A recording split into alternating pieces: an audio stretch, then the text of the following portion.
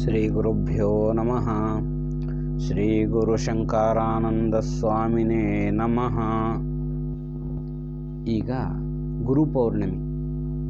ಗುರುಪೌರ್ಣಿಮೆ ಯಾಕೆ ಆಚರಣೆ ಮಾಡ್ತಾರೆ? ಗುರುಪೌರ್ಣಿಮೆಯನ್ನು ಆಷಾಢ ಮಾಸದ ಪೌರ್ಣಮಿಯಲ್ಲೇ ಯಾಕೆ ಮಾಡಬೇಕು? ಯೋಗ ನಿದ್ರೆಗೂ ಮತ್ತು ಗುರುಪೂರ್ಣಿಮೆಗೂ ಸಂಬಂಧ ಏನಾದರೂ ಇದೆಯಾ? ಗುರು ಅಂದರೆ ಯಾರಿಗನ್ನಬೇಕು?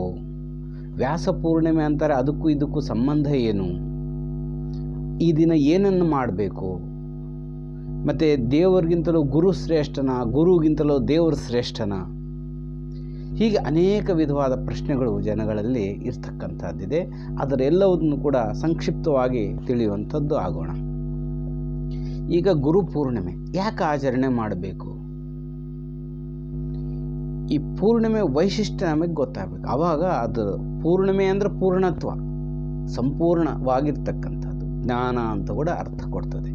ಅದಕ್ಕೋಸ್ಕರ ಗುರುಪೂರ್ಣಿಮೆ ಆಚರಣೆ ಮಾಡಬಹುದು. ಒಂದನೇದು.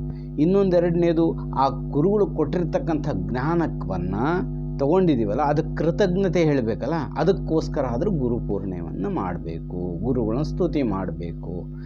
ಸರಿ, ಅದು ಇವಾಗಲೇ ಯಾಕೆ ಮಾಡಬೇಕು? ಆಷಾಢ ಪೌರ್ಣಿಮೆಯಲ್ಲೇ ಯಾಕೆ ಮಾಡಬೇಕು?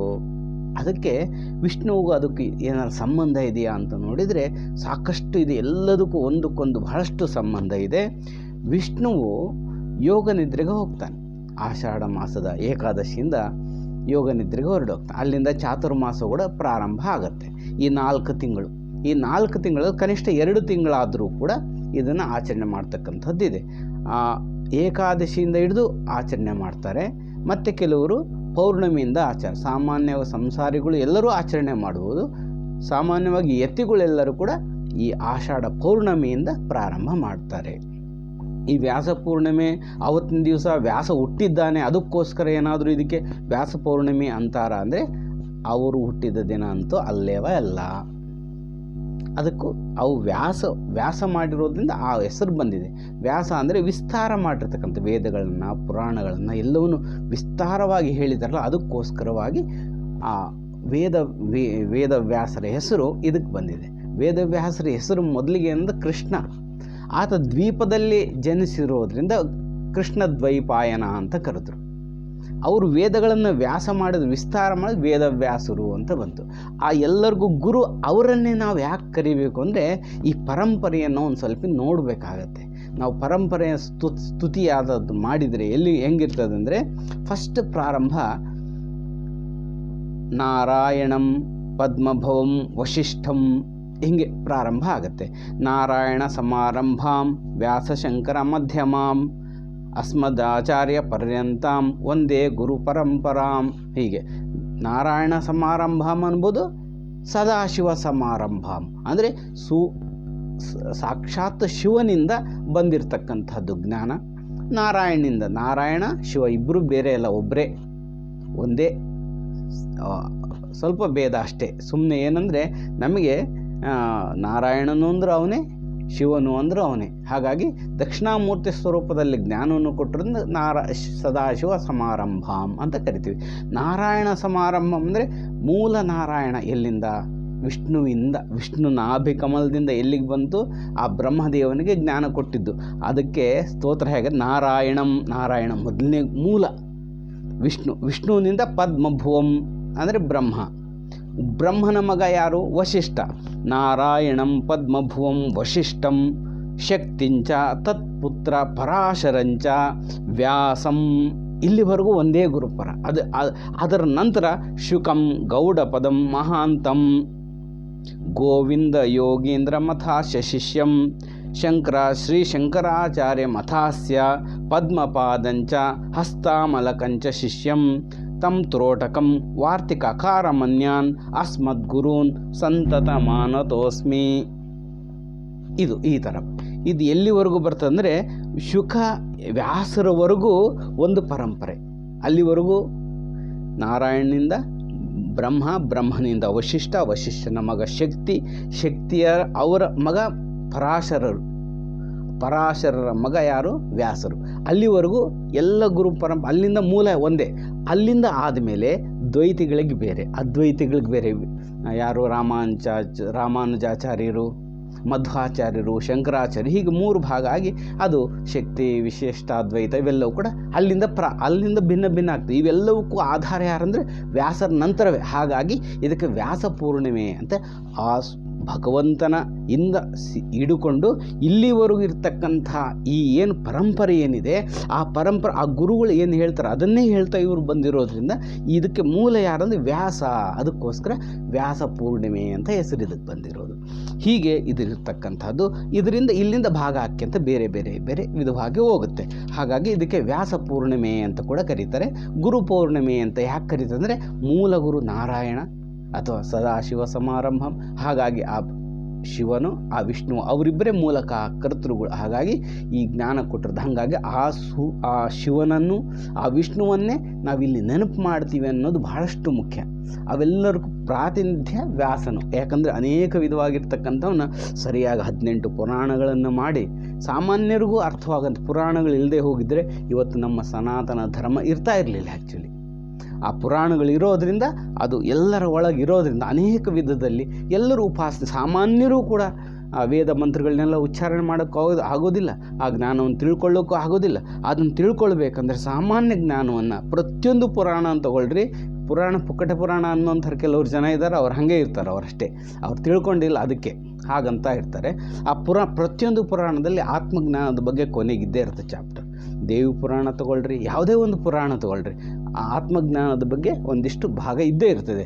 ಪ್ರತಿಯೊಂದನ್ನು ಕೂಡ ಅಲ್ಲಿ ಇಟ್ಟಿದ್ದಾನೆ ವ್ಯಾಸ. ಸಾಮಾನ್ಯರಿಗೂ ಸುಲಭವಾಗಿ ಅರ್ಥವಾಗುವಂತೆ ಅದೆಲ್ಲವನ್ನು ಎಲ್ಲವಕ್ಕೂ ಕೂಡ ಆ ಜ್ಞಾನ ಸಿಗಬೇಕನ್ನೋ ಮೂಲ ಉದ್ದೇಶ ಇಟ್ಕೊಂಡು 18 ಪುರಾಣಗಳನ್ನು ಮತ್ತು ಅದಕ್ಕೆ ಮತ್ತೆ 18 ಉಪಪುರಾಣಗಳನ್ನು ಕೂಡ ರಚಿಸಿದ್ದಾನೆ. ಮಹಾಭಾರತವನ್ನು ಕೂಡ ವ್ಯಾಸರಿಂದ ಆಗಿರ್ತಕ್ಕಂಥದ್ದು. ಹಾಗಾಗಿ ಇದು ಇಷ್ಟು ಕೃಷಿ ಮಾಡಿರೋದ್ರಿಂದ, ಇಷ್ಟನ್ನು ಅವರು ನಮಗೆ ಕೊಟ್ಟಿರೋದ್ರಿಂದ ಅದಕ್ಕೆ ವ್ಯಾಸ ಪೂರ್ಣಿಮೆ ಅಂಥೇಳಿ ಇದನ್ನು ಗುರು ಪೂರ್ಣಿಮೆಯನ್ನು ವ್ಯಾಸ ಪೂರ್ಣಿಮೆ ಅಂತ ಮಾಡ್ತೀವಿ. ಈ ಯೋಗ ನಿದ್ರೆಗೂ ಈ ಆಷಾಢದಲ್ಲಿ ಯಾಕೆ ಮಾಡಬೇಕು ಅದನ್ನು ನೋಡಿದರೆ, ಈ ಯೋಗ ನಿದ್ರೆಯಲ್ಲಿ ಏನಾಗುತ್ತಂದರೆ, ನಾವು ಆಷಾಢದಲ್ಲಿ ಯೋಗ ನಿದ್ರೆಗೆ ಹೋಗ್ತಾನೆ ವಿಷ್ಣು. ಯೋಗ ನಿದ್ರೆ ಅಂದ್ರೇನು? ನಿದ್ರೆ ಅಂದರೆ ನಾವು ಮಾಡಿದರೆ ನಿದ್ರಾ ಯೋಗ, ಭಗವಂತ ಮಾಡಿದರೆ ಯೋಗ ನಿದ್ರೆ. ಏನಂದರೆ ಯೋಗ ನಿದ್ರಾ ಅಂದರೆ ನಿದ್ದೆಯಲ್ಲಿದ್ದು ಆ ಎಚ್ಚರದಲ್ಲಿರ್ತಕ್ಕಂಥದ್ದು ಯೋಗ ನಿದ್ರೆ ಅಂತ. ಯೋಗ ಅಂದರೆ ಭಗವಂತನಲ್ಲಿ ಕೂಡುವುದು, ಯೋಗ ಅಂದರೆ ಕೂಡುವುದು. ಎದರಲ್ಲಿ? ನಿದ್ರೆಯಲ್ಲಿ ಕೂಡುವುದಲ್ಲ, ಯೋಗದಲ್ಲಿ ಕೂಡುವುದು. ನಿದ್ರಾ ಮೂಲಕ ಯೋಗದಲ್ಲಿ ಕೂಡುವುದು. ಆ ಭಗವಂತನನ್ನು ಅವನೇ ಸ್ವಸ್ವರೂಪ ಸ್ಥಾನದಲ್ಲಿದ್ದು ಅಲ್ಲಿ ಇರ್ತಕ್ಕಂಥದ್ದು ಯಾವಾಗ ಆಗತ್ತಂದ್ರೆ ಯೋಗ ನಿದ್ರಾ ಅಂದರೆ ಈಗ ನಿದ್ದೆ ಎಚ್ಚರ ಇದ್ದು ಧ್ಯಾನದಲ್ಲಿ ಕೂತ್ಕೊಂಡಿರ್ತಾರೆ. ಧ್ಯಾನ ಮಾಡೋರು ಇದು ಅರ್ಥ ಆಗುತ್ತೆ. ಧ್ಯಾನಕ್ಕೆ ಕೂತ್ಕೊಳ್ತಾರೆ, ಎಚ್ಚರವಾಗಿರ್ತಾರೆ, ಕಣ್ಣು ಮುಚ್ಚಿರ್ತಾರೆ, ಎಲ್ಲದೂ ಕೇಳಿಸ್ತಾ ಇರ್ತದೆ, ಆದರೆ ಎಚ್ಚರವಾಗಿರ್ತಾರೆ, ಏನೂ ಕದಲಾಡೋದಿಲ್ಲ. ಇದು ಈ ಧ್ಯಾನ ಸ್ಥಿತಿ ಇರೋರಿಗೆ ಬೇಗ ಅರ್ಥ ಆಗುತ್ತೆ. ಧ್ಯಾನ ಮಾಡಬೇಕಾದ್ರೆ ಶಬ್ದಗಳು ಸಣ್ಣಗಾದರೂ ಕೂಡ ದೊಡ್ಡದಾಗಿ ಕೇಳಿಸ್ತದೆ. ಅದೇ ಸಾಮಾನ್ಯವಾಗಿರಬೇಕಾದ್ರೆ ಅದು ಕೂಡ ಏನೂ ಕೇಳಿಸೋದಿಲ್ಲ, ಎಚ್ಚರ ಇರಬೇಕು. ಅದು ನಿದ್ದೆ ಮಲಗಿದಾಗ ಅದೇನಾಗುತ್ತೆ ಅಂದರೆ ಎಚ್ಚರ ಇರೋದಿಲ್ಲ, ಸಂಪೂರ್ಣ ಮಲಗಿಬಿಡ್ತೀವಿ. ಇದೇ ವ್ಯತ್ಯಾಸ. ನಾವು ಮಲಗಿದರೆ ಯೋಗ ನಿದ್ರೆ ಆಗಲ್ಲ, ನಿದ್ರಾ ಯೋಗ ಆಗಿಬಿಡ್ತದೆ.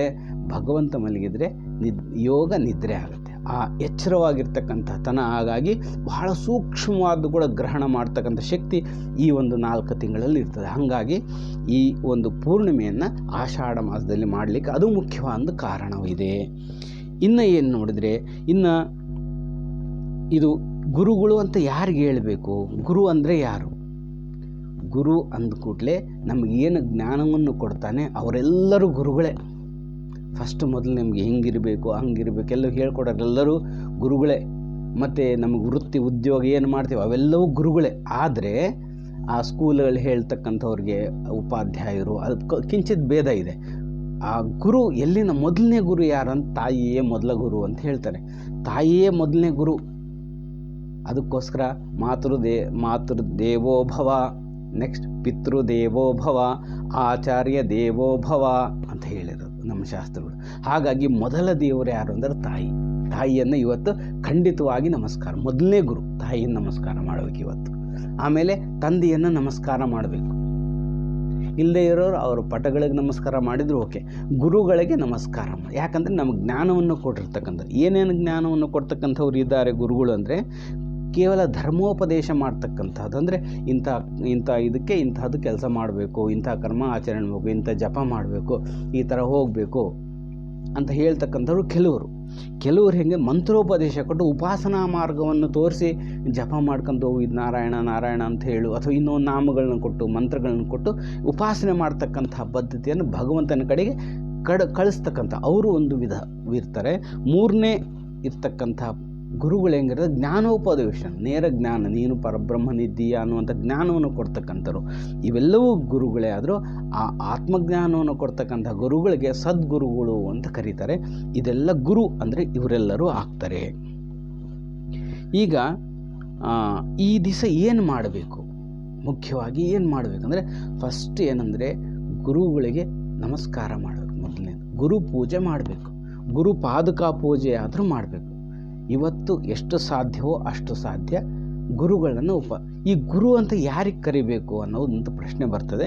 ಗುರು ಯಾರಿಗೆ, ಈ ಪರಂಪರದಲ್ಲಿ ಯಾರಿಗೆ ಬಂದಿರ್ತಾರಲ್ಲ ಅವ್ರಿಗೆ ಗುರು ಅಂತ ಕರಿಬೇಕಾಗತ್ತೆ. ಯಾಕಂದರೆ ನಾರಾಯಣ ಸಮಾರಂಭಾಂ ಅಲ್ಲಿಂದ ಬಂದಿರೋದು, ಅಲ್ಲಿಂದ ನಾರಾಯಣನಿಂದ ಬ್ರಹ್ಮ ವಶಿಷ್ಠ ಆ ಪರಂಪರೆಯಾಗಿ ಬಂದಿರತಕ್ಕಂಥ ಜ್ಞಾನವನ್ನು ಯಾರು ಕೊಡ್ತಾ ಇರ್ತಾರೋ ಅವರಿಗೆ ನಾವು ಗುರುಗಳು ಅಂತ ಕರಿತೀವಿ. ಆ ಸ್ವಂತಕ್ಕೆ ನಾನು ಯಾವುದೋ ಒಂದು ಸೃಷ್ಟಿ ಮಾಡಿದ್ದೀನಿ ಅಂದರೆ ಅವ್ರು ಗುರುಗಳು ಅನ್ನಿಸ್ಲಿಕ್ಕೆ ಸಾಧ್ಯ ಇಲ್ಲ, ಅದು ತಪ್ಪಾಗುತ್ತೆ. ಈ ಪರಂಪರೆಗೆ ಗುರು ಅಂತ ಕರೆದಿರ್ತಕ್ಕಂಥದ್ದು ಹೀಗೆ ಇರ್ತಕ್ಕಂಥದ್ದು. ಇವತ್ತಿನ ದಿವಸ ಗುರುಗಳಿಗೆ ನಮಸ್ಕಾರ ಮಾಡ್ತಕ್ಕಂಥದ್ದು, ಗುರು ಪೂಜೆಯನ್ನು ಮಾಡ್ತಕ್ಕಂಥದ್ದು. ಗುರುಗಳು ನಮಗೆ ಯಾರೂ ಇಲ್ಲೇ ಅಂದರೆ ತಂದೆ ತಾಯಿಗಳು ನಮಸ್ಕಾರ ಮಾಡಿರಿ. ದಕ್ಷಿಣಾಮೂರ್ತಿ ಅಷ್ಟೋತ್ತರ ಇದೆ, ದಕ್ಷಿಣಾಮೂರ್ತಿ ಅಷ್ಟಕ ಇದೆ, ಏನು ಅವನ್ನ ಸ್ತುತಿ ಮಾಡಬಹುದು, ನೀವು ಪೂಜೆ ಮಾಡ್ಬೋದು, ಸ್ತೋತ್ರ ಮಾಡಬಹುದು.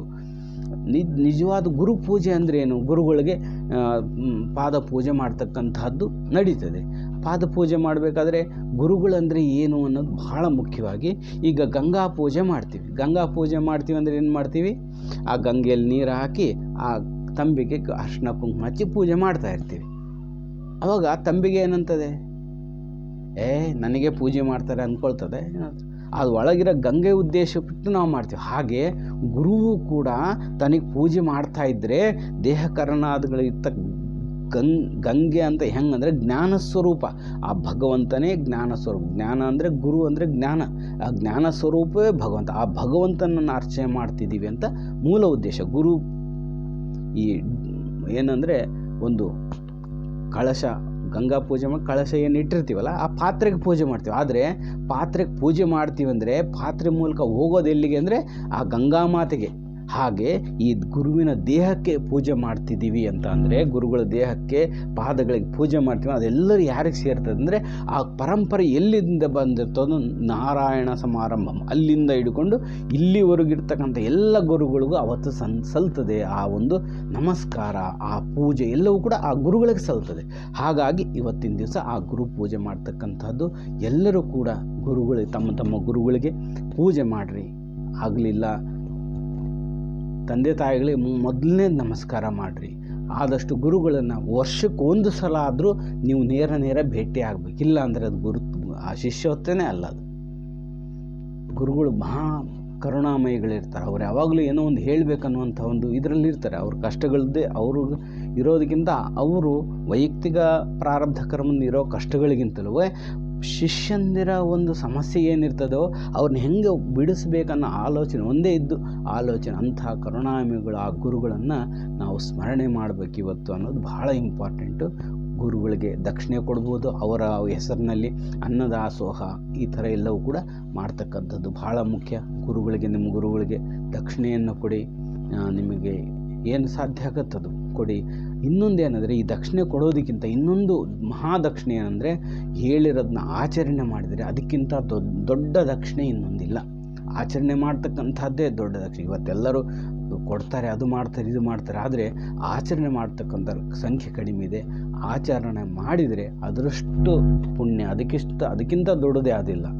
ಹಾಗಾಗಿ ಈಗ ಕೊಡ್ತಕ್ಕಂಥದ್ದು ಮಾಡಿ, ಆಚರಣೆಯನ್ನು ಮಾಡಿ, ಎರಡು ಉಭಯ ರೀತಿಯಿಂದ ಭಗವಂತನನ್ನು ಆ ದೇವನನ್ನು ಸ್ಮರಿಸಿ ಆ ಸಾಕ್ಷಾತ್ ನಾರಾಯಣನಿಗೆ ಸಾಕ್ಷಾತ್ ಶಿವನಿಗೆ ಈ ನಿಮ್ಮ ನಾಳೆ ಮಾಡ್ತಕ್ಕಂಥ ಈ ಗುರುಪೌರ್ಣಿಮೆ ಎಂದು ಮಾಡ್ತಕ್ಕಂಥ ಪೂಜೆ ಸಾಕ್ಷಾತ್ ನಾರಾಯಣಿಗೆ ಸೇರ್ತದನ್ನೋ ಭಾವ ಇದೆಯಲ್ಲ ಅದು ಬಹಳ ಮುಖ್ಯ. ಅಷ್ಟು ಮಾಡಿ ಎಲ್ಲರೂ ಕೂಡ ಸಂತೃಪ್ತಿಯಾಗಿರಲಿ ಅಂಥೇಳಿ ನಾನು ಹಾರೈಸ್ತೀನಿ. ಎಲ್ಲರೂ ಕೂಡ ಗುರು ಪೂಜೆಯನ್ನು ಮಾಡಿ. ಶಿವಾಯ ಗುರುವೇ ನಮಃ. ಶ್ರೀಮಾತ್ರೇ ನಮಃ.